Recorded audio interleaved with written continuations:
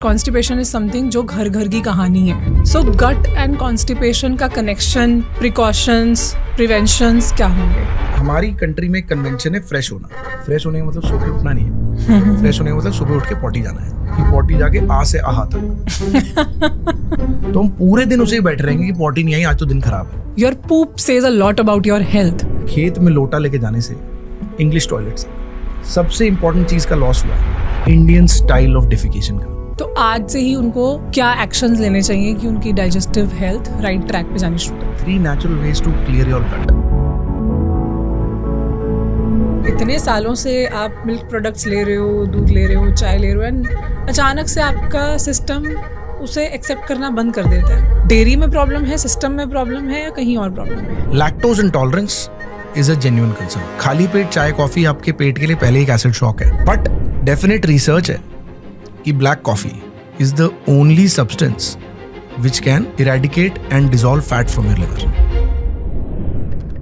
चाहे muscle building की बात हो, अब डाइजेशन की बात हो, ओवरऑल हेल्थ की बात हो, रिकवरी की बात हो, protein is the hero. Medical science में एक गोल्ड स्टैंडर्ड प्रोटीन है जो है हमारा अंडा. तो चाहे आप क्विनोआ, अमरनाथ, हेम्प सीड्स खा रहे हैं, आप उसे एग से, मिल्क से, पनीर से, चीज से, चिकन से, मटन से कंपेयर नहीं कर सकते. जैसे ही हम प्रोटीन का इंटेक बढ़ाते हैं, कई लोग डाइजेस्टिव इश्यूज एक्सपीरियंस करने लगते हैं. बहुत बार हम पागल हो जाते हैं. Protein protein protein protein protein. 3 F's are the background and the strong नीव, the strong base of gut health. F for इंसान का इमोशन उसके इमोशन से जुड़ा होता है. पीकू का ये डायलॉग सबने सुना होगा.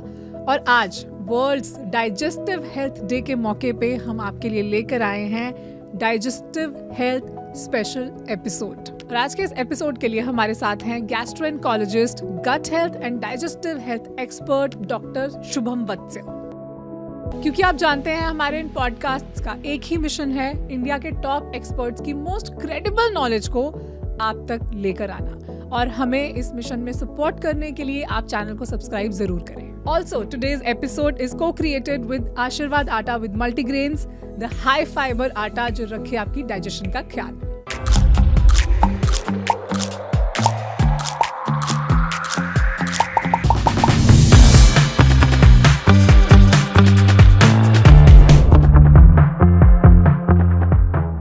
Today I want to start this podcast with this survey by Indian Diabetic Association. और इसके अकॉर्डिंग हर 10 में से 7 लोगों को एसिडिटी, ब्लोटिंग, कॉन्स्टिपेशन और इस तरह का कोई ना कोई डाइजेस्टिव हेल्थ इशू है. सो आप इतने सालों से इस फील्ड में प्रैक्टिस कर रहे हो, you are a gut health expert, you are a digestive expert. आपके क्लिनिक में लोग किस तरह की प्रॉब्लम्स लेकर आते हैं? मैम बहुत कॉमन पैटर्न है. मतलब गैस, ब्लोटिंग, कॉन्स्टिपेशन, खाना खाते ही पेट फूल जाना, सुबह उठ के ब्लोटिंग होती है. अच्छा. ये कॉमन होता है. फिर क्योंकि इंटरनेट इतना बड़ा हो गया है तो कुछ लोगों को कहीं रिसर्च करते हुए बैठ जाता है कि H. पाइलोरी हो गया उनको, तो वो हेलिकोबैक्टर पाइलोरी नाम के बैक्टीरिया से अपने सिम्टम्स को जोड़ते हैं. एंड क्योंकि आज हेल्थ इन्फॉर्मेशन वहाँ तक पहुँच गई है कि हम कंज्यूम तो कर रहे हैं बट शायद उसे साइंटिफिकली प्रोसेस नहीं कर पा रहे, तो बहुत सारे डाउट्स पेशेंट्स के दिमाग में घर कर जाते हैं. Like they permanently settle there. तो चाहे हम उनकी गट हेल्थ को इम्प्रूव कर दें, बट वो परपेचुअल चेजिंग द ड्रैगन उसमें पड़े रहते हैं. कोई चैट जीपीटी कर रहा होता है, कोई गूगल करता रहता है, तो वो एक गैप बन जाता है. दूसरी चीज जो बहुत कॉमन है आज के टाइम पे, with the urban lifestyle, with the corporate jobs, with the घर घर के कलेश, गट ब्रेन एक्सिस के प्रॉब्लम्स बहुत कॉमन हो गई हैं. जैसे आपने इरिटेबल बाउल सिंड्रोम के बारे में बोला, तो इरिटेबल बाउल सिंड्रोम का बेसिक मतलब होता है कि आपको कभी लूज टूल है, कभी कॉन्स्टिपेशन है, बट आपकी सारी रिपोर्ट्स नॉर्मल है और कहीं ना कहीं आपको मेंटल हेल्थ में कोई ना कोई इशू है बिकॉज ऑफ योर डाइजेशन. या मतलब वो चिकन एग थ्योरी है. पहले क्या आया, why did people start following me और listening to me, was because जब भी पेशेंट आता है मैं 15 मिनट बैठ के उससे बात करता हूँ. अगर आप हमारे पेशेंट से आप देखें तो मेजॉरिटी कंप्लेंट होती है कि डॉक्टर हमसे बात ही नहीं करता. हाँ, एक्चुअली तो हम बात करते हैं, तो बात करते करते मैंने कितने पेशेंट्स को रियलाइज करवाया है कि आपको गट हेल्थ का इशू ही नहीं है और आपको मेरी जरूरत ही नहीं है. हर कोई अग्री भी करेगा इस बात से. वो ये खुद फील कर सकते हैं कि जिस दिन कुछ स्ट्रेसफुल एक्टिविटी होती है या अगले दिन अगर आपका कोई इंटरव्यू है या आपने कुछ भी ऐसा क्रिटिकल करना है, स्ट्रेस है, तो पेट में गुड़गुड़ शुरू हो जाती है. या अगर कुछ एक्साइटिंग करना तो बटरफ्लाइज होती हैं. सो सीधा उसका जो इफेक्ट है यहाँ पर फील होता है. मैं उनसे पूछता हूँ कि आप मुझे एक बात बताओ कि जब आप सो रहे होते हो कितनी बार आपको गट इश्यूज होते हैं? तो 99.9% बोलते हैं कभी नहीं होते। तो मैं उनसे पूछता हूँ जब आप सो रहे होते हो आपका दिमाग सो रहा है बट आपका डाइजेस्टिव सिस्टम नहीं सो रहा है। एग्जैक्टली। तो फिर मैं उनसे पूछता हूँ जैसे आप इतने एंगेज्ड हो मुझसे बात करते हुए, अभी आपको कोई गट का सिम्टम आ रहा है? वो कहते नहीं आ रहा। तो जब भी आपका माइंड एंगेज्ड है या सो रहा है तब आपको सिम्टम नहीं आ रहा। तो सबसे इंपॉर्टेंट काम for a gut doctor, for a gastroenterologist ये है कि कितनी ग्रेव है सिचुएशन। आप हर किसी को नजरअंदाज नहीं कर सकते कि मेंटल हेल्थ इशू है। अगर इसी पेशेंट को पेट का कैंसर है और डॉक्टर ने उसे इशू बना दिया मेंटल हेल्थ का, तो that person will lose his life. I'll not talk about all the other problems that arise due to digestion, but constipation is something जो घर घर की कहानी है। और ऐसा भी नहीं है कि acute constipation है, ऐसा भी है कि आज सब ठीक है कल you feel constipated। अगर आप कहीं बाहर पार्टी या वेकेशन के बाद आए हो you feel constipated। So gut and constipation का connection, precautions, preventions क्या होंगे?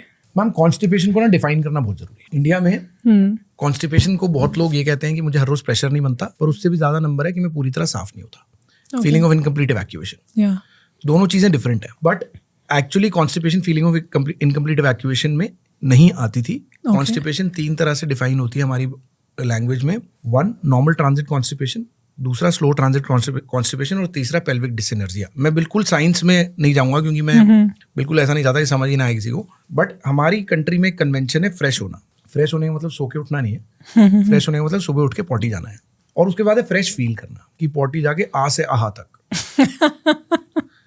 Okay, right. तो ये जो कन्वेंशंस हैं ये इसको कॉम्प्लिकेट करती है मैटर्स को। बट जो हम पेशेंट्स को बोलते हैं 3 natural ways to clear your gut. Fibre, adequate fibre intake.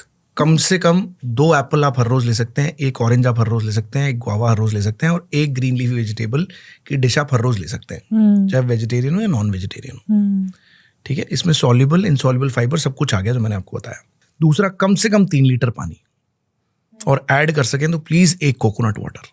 और तीसरा 180 to 250 minutes of exercise, combination of resistance training in the form of normal push-ups, sit-ups, squats, and aerobic exercise in the form of brisk walking, jogging, swimming, cycling. These are the 3 natural ways to clear your gut. अगर आप ये भी नहीं कर रहे हो और फिर आप एक्सपेक्ट कर रहे हो कुछ होगा, तो कुछ नहीं होगा। जो हमारी कंट्री में एक एवोल्यूशन हुई है फ्रॉम खेत में लोटा लेके जाने से इंग्लिश टॉयलेट तक, सबसे इंपॉर्टेंट चीज का लॉस हुआ है इंडियन स्टाइल ऑफ डिफिकेशन का। इंडियन स्टाइल जो था वो इतना बढ़िया था आपकी कॉन्स्टिपेशन के लिए कि आपको साइंस पढ़नी पड़ेगी। जो आपका रेक्टम और सिग्मॉइड होता है, मतलब एनस जहां से पॉटी निकलती है, उसके ऊपर रेक्टम और last part of colon, sigmoid colon, ये एक रेक्टो सिग्मॉइड एंगल बनाता है। इंडियन स्टाइल में सीधा हो जाता है, तो आपको जोर नहीं लगाना पड़ता, वो आराम से पॉटी निकलती है। जैसे जैसे आप वेस्टर्न की तरफ गए वो निकलना बंद हो गया। हम अपने पेशेंट्स को बताते हैं कि अगर आप इंडियन स्टाइल नहीं बैठ सकते, आप पैरों के नीचे स्टूल लगाइए, अपनी लेग्स रेज होगी आपकी, तो वो सेमी स्क्वाटिंग पोजीशन बनेगा, आपके लिए निकलना आसान होगा। और बहुत सारे पेशेंट्स को रिलीफ मिलता है। तीसरी चीज, mental health. These patients are chronically obsessed with their poop. आप उनसे मल्टीपल टाइम डिस्कस करोगे तो आप उन्हें रियलाइज करा पाओगे। अगर आप मेरी तरह एक पेशेंट लिसनर हो, पेशेंट का मतलब I am the patient listener of the patient, समझ रहे, सब्र से मरीज की बात सुन रहा हूं मैं। तो 3-4 मीटिंग में मैं उसे समझाऊंगा कि देख सब कुछ नॉर्मल है, फिर भी तू इसके बारे में सोचना छोड़ नहीं पा रहा। मानता है कि नहीं मानता? तो वो मानता है, उसे रियलाइज होता है कि उसके ऑब्सेसिव थॉट्स हैं। ये सबसे कॉमन चीजें हैं मैम जो कॉन्स्टिपेशन के स्पेक्ट्रम में आती हैं, हम जो डे टू डे फेस करते हैं और जो पेशेंट्स फेस करते हैं और रियलाइज नहीं करते। राइट, अगर आप यूएस जाएंगे, यूके जाएंगे, यूरोप जाएंगे, तो आप रियलाइज करेंगे कि वो हर रोज पॉटी नहीं जाते, बट उनका फ्रेश होने का कन्वेंशन हर रोज पॉटी जाने से लिंक्ड नहीं है। हमारी सोसाइटी ने हमें सिखाया है, तो हम पूरे दिन उसे बैठे रहेंगे कि पॉटी नहीं आई, आज तो दिन खराब है।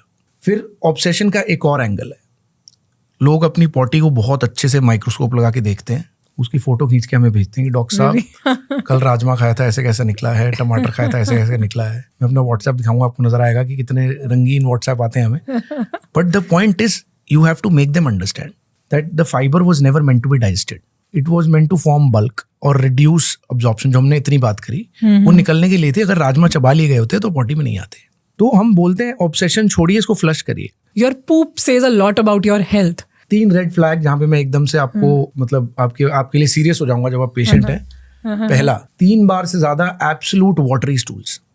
ओके मतलब डायरिया। दूसरा फ्रैंक ब्लड या ब्लड मिक्स पॉटी। तीसरा आपके और मेरे बाल जैसे काले स्टूल्स जब आप आयरन सप्लीमेंट नहीं ले रहे हैं। अच्छा, आयरन के साथ आयरन सप्लीमेंट के साथ ब्लैक आता है। तो ये 3 रेड फ्लैग है जिसमें मुझे इन्वेस्टिगेट करना है। तो अगर आपके 4 C वाले टेस्ट नॉर्मल है, C for complete blood count, C for CRP, C for faecal calprotectin, ये पॉटी का टेस्ट होता है, और C फॉर सीलियाक सीरोलॉजी जो ग्लूटेन एलर्जी बताता है। अगर ये 4 नॉर्मल है तो डेफिनेटली आपको कोई गट हेल्थ की मेजर इन्फ्लेमेशन या डिजीज अभी नहीं चल रही है, आप रिलैक्स कर सकते हैं।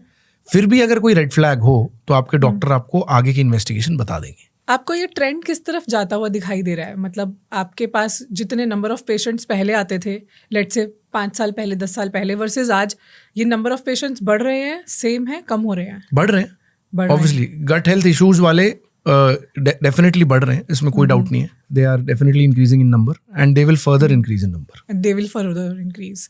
Lifestyle diseases are way more common than any other disease at present.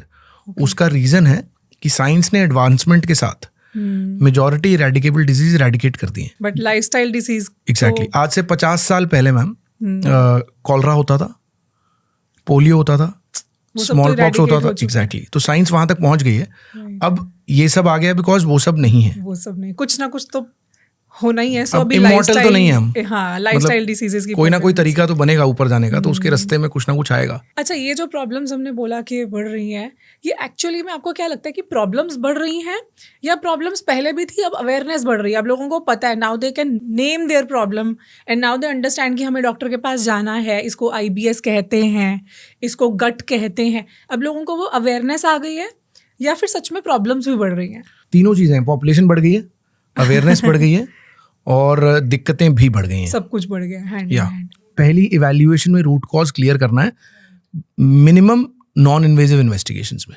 अगर कोई इंसान का डायग्नोसिस में मिस कर देता हूँ तो मेरे टीचर्स जिनने मेरे को इतना पढ़ाया है वो कहते थे you can not do this, मतलब it is not affordable for you because there are no more qualified people than you in the society. आप नहीं मिस कर सकते। तो उसी स्पेस में रह के ये चीजें पकड़नी बहुत जरूरी है। रूट कॉजेज की अगर हम बात करें, आपने बताया कि एक तो बहुत बड़ा चंक हो गया मेंटल हेल्थ वाला, जिस केस में आपने बोला कि आप वहां पर एक लाइन ड्रॉ कर देते हो और आप बोल देते हो कि आपको मेरी जरूरत नहीं है, आपको पहले अपनी मेंटल हेल्थ पे काम करने की जरूरत है। अब हम थोड़ा सा दूसरी तरफ आते हैं, जिनको रियल डाइजेस्टिव इश्यूज है, उसमें क्या मेजर रूट कॉजेज होते हैं? मैम GERD एक इशू है, गैस्ट्रोइसोफेजियल रिफ्लक्स डिजीज। बेसिकली आपका जो एसिड है वो एक बहुत इंपॉर्टेंट चीज है जो भगवान ने बना के दी है, पेट के अंदर होता है। बट अगर आप फूड पाइप और स्टमक के बीच में एक वाल्व होता है, या हिंदी में ढक्कन बोल लीजिए, जो ऊपर से नीचे सामान जाने देता है, फूड एयर वाटर, नीचे से ऊपर नहीं आने देता। कुछ लोगों में वो वाल्व या तो डिसफंक्शनल होता है या अपनी जगह से ऊपर हिल जाता है, जिसे हम हाइटस हर्निया बोलते हैं हमारी लैंग्वेज में। तो एसिड ऊपर आने लगता है, रिफ्लक्स। तो गैस्ट्रो पेट, इसोफेजियल फूड पाइप, रिफ्लक्स ऊपर आता हुआ डिजीज, GERD बोलते हैं हमारी भाषा में इसको। तो ये कॉमन है। इसमें होता क्या है कि बहुत सारे लाइफस्टाइल इश्यूज एसोसिएटेड होते हैं और पेशेंट क्या करता है, गैस की दवाई, एसिडिटी की दवाई लेता रहता है। तो यहीं पे मैं ये भी क्लियर करना चाहूंगा कि एसिड प्रॉब्लम नहीं है, acid at the wrong place is the problem. और अगर आप लगातार एसिड लेते रहेंगे तो आपको ये पता होना चाहिए कि एसिड आयरन अब्जॉर्प्शन के लिए जरूरी है, B12 अब्जॉर्प्शन के लिए जरूरी है, कैल्शियम अब्जॉर्प्शन के लिए जरूरी है, मैग्नीशियम अब्जॉर्प्शन के लिए जरूरी है, जिंक अब्जॉर्प्शन के लिए जरूरी है और प्रोटीन डाइजेशन के लिए भी जरूरी है। तो अगर आप एसिड खत्म करते जाएंगे तो ये सब मैल अब्जॉर्प्शन और डेफिशिएंसीज भी आपको आएंगी। तो अगेन GERD एक हो गया मैम। दूसरा पेट में अल्सर हो सकता है आपके, जैसे गैस्ट्रिक अल्सर या डोडनल अल्सर बोलते हैं। तीसरा H पाइलोरी गैस्ट्राइटिस हो सकता है। चौथा आपको मैल अब्जॉर्प्शन हो सकते हैं, जो स्मॉल इंटेस्टाइन से आपके न्यूट्रिएंट्स अब्जॉर्ब करने की चीज होती है। इसमें अगर ग्लूटेन एलर्जिक लोग होते हैं, जो हमारे पास अब काफी हैं, सीलियाक डिजीज जिन्हें बोलते हैं, या नॉन सीलियाक ग्लूटेन सेंसिटिविटी हो गई। फिर एक कॉमन चीज है मैम जो बहुत सारे आपके लिसनर्स को नहीं होगी, बट इंडिया में हमारे पास एक कॉमन इशू है, इन्फ्लेमेटरी बाउल डिजीज बोलते हैं, ulcerative colitis and Crohn's disease. अच्छा, ये इन्फ्लेमेशन की वजह से है? हाँ जी, ये ऑटोइम्यून डिजीज होती हैं इंटेस्टाइन की। एंड देन इन्हीं पार्ट के कैंसर्स आते हैं जो रेयर हैं बट कॉमन है। Small large intestine, stomach are the common things out of them. तो ये सब ऑर्गेनिक चीजें हो गई पूरे डाइजेस्टिव सिस्टम की। डाइजेशन में सिर्फ stomach, small intestine, large intestine involve नहीं है, आपका